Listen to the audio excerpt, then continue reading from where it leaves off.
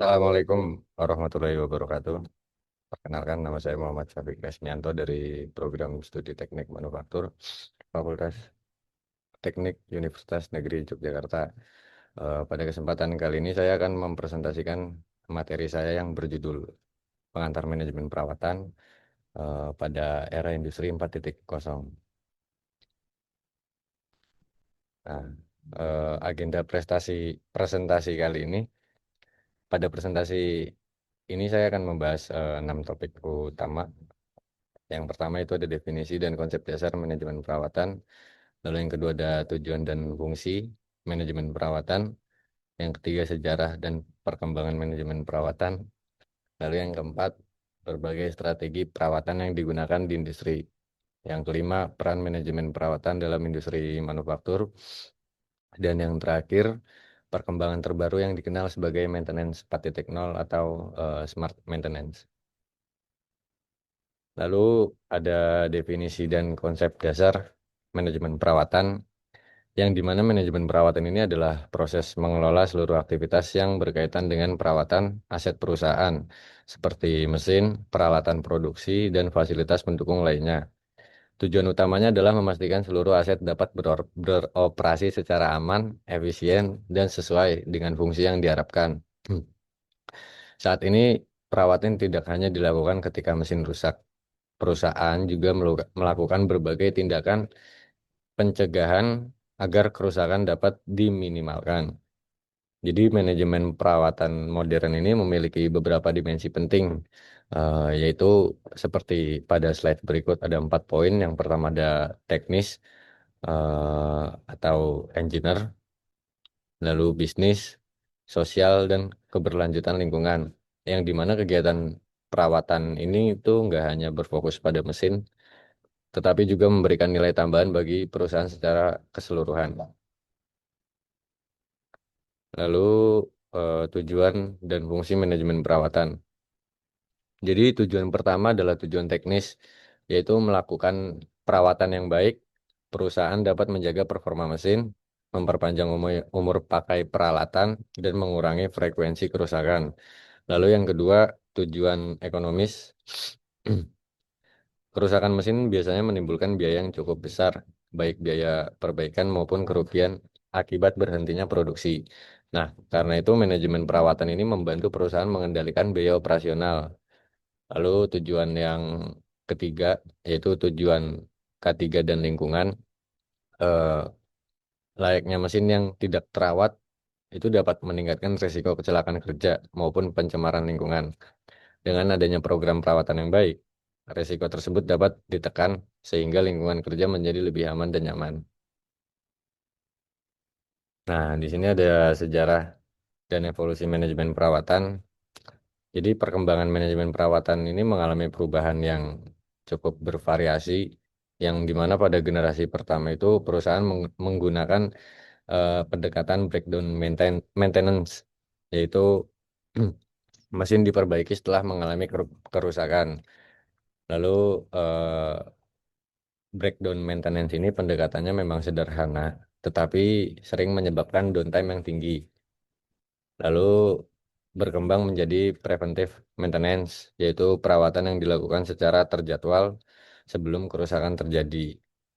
Selanjutnya muncul konsep reliability, centered maintenance, dan total productive maintenance atau RCM dan TPM, yang mulai memandang perawatan itu sebagai bagian dari strategi organisasi. Kalau yang sekarang ini, saat ini, industri itu memasuki era smart maintenance yang memanfaatkan sensor, IoT, dan AI. Jadi perubahan ini menunjukkan bahwa perawatan mesin ini berkembang dari pendekatan reaktif yang dulunya reaktif menjadi pendekatan yang lebih prediktif dan berbasis data.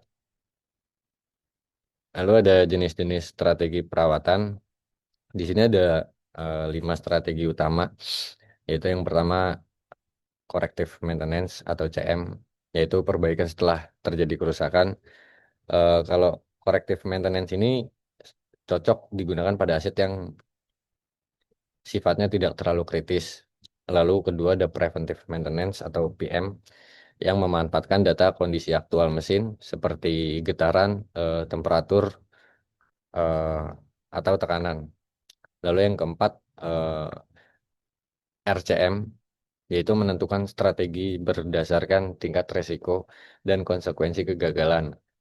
Lalu yang terakhir atau kelima itu TPM atau Total Productive Maintenance yang melibatkan seluruh karyawan dalam aktivitas perawatan melalui TPM. Jadi operator nggak hanya mengoperasikan mesin, tetapi juga ikut menjaga kondisi mesin agar tetap optimal. Lalu masuk ke ruang lingkup manajemen perawatan. Di sini ada 4 poin utama, yaitu yang pertama perencanaan, yang kedua pengorganisasian, yang ketiga pelaksanaan, dan yang keempat pengendalian dan evaluasi.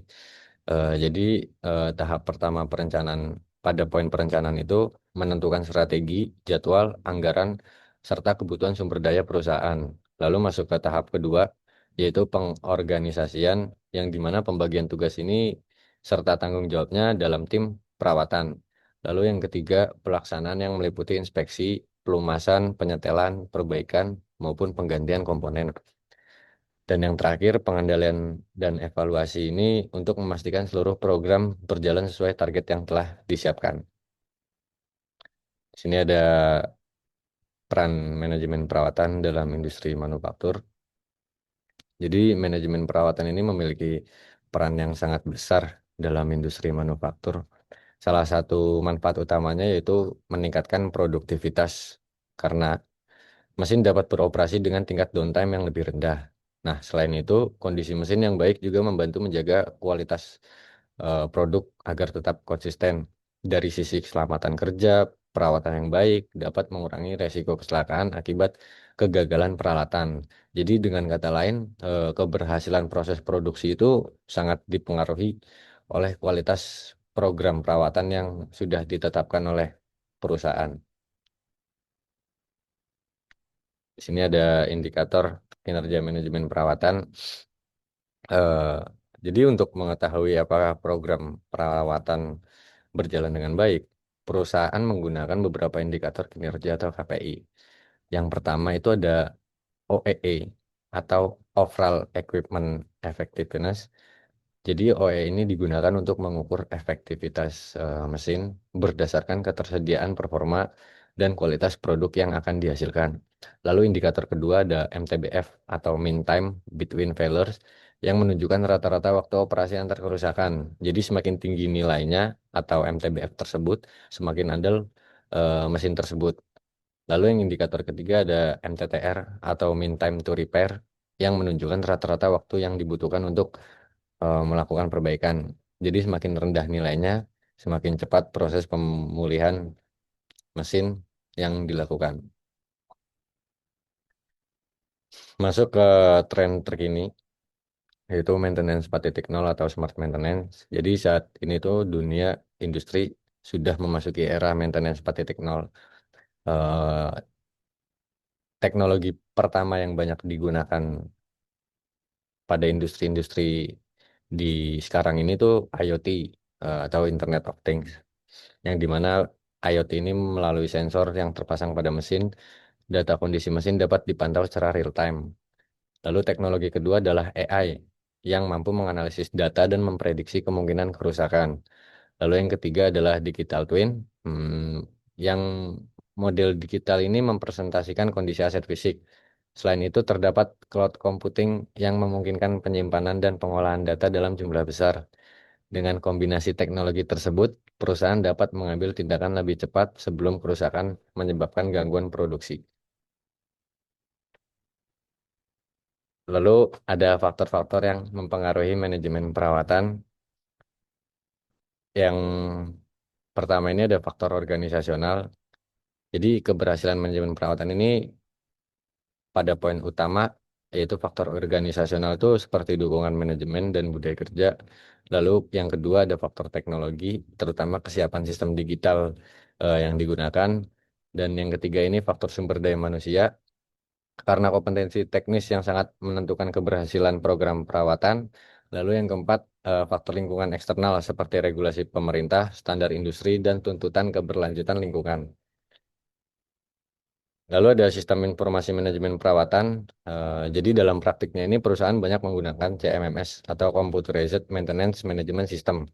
Nah, sistem ini membantu mengelola jadwal perawatan, data suku cadang, historik kerusakan, hingga pengukuran KPI dengan adanya CMMS. Informasi ini dapat diakses dengan lebih cepat dan akurat sehingga proses pengambilan keputusan menjadi lebih efektif. Nah, selain itu data yang tersimpan juga dapat digunakan untuk analisis dan perencanaan jangka panjang. Lalu masuk ke slide terakhir kesimpulan, yaitu jadi dari pembahasan yang telah saya sampaikan dapat disimpulkan bahwa manajemen perawatan ini merupakan fungsi yang sangat penting dalam perusahaan manufaktur, yang dimana manajemen perawatan itu membantu menjaga keandalan aset, meningkatkan produktivitas, menekan biaya, serta mendukung keselamatan kerja. Nah, perkembangan teknologi industri 4.0 ini juga telah mengubah pendekatan perawatan menjadi lebih cerdas, prediktif, dan berbasis data. Namun, keberhasilannya ini nggak hanya bergantung pada teknologi, tetapi juga pada kualitas sumber daya manusia dan komitmen organisasi. Sekian presentasi dari saya. Apabila ada salah kata, saya mohon maaf. Saya tutup. Wassalamualaikum warahmatullahi wabarakatuh.